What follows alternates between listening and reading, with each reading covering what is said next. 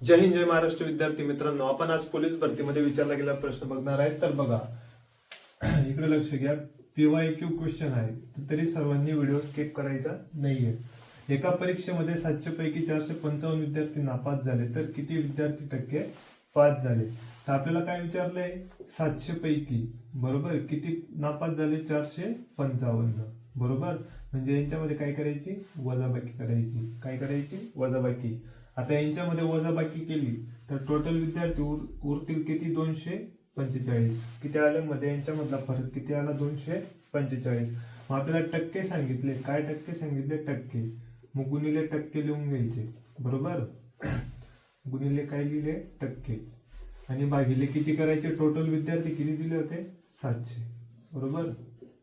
हे 2 शून्य कट, हे 2 शून्य कट। 7 त्रिक किती होता? 21। उरले किती? 3। 7 5 किती होता? 35। म्हणजे 35% विद्यार्थी काय झाले? पास झाले।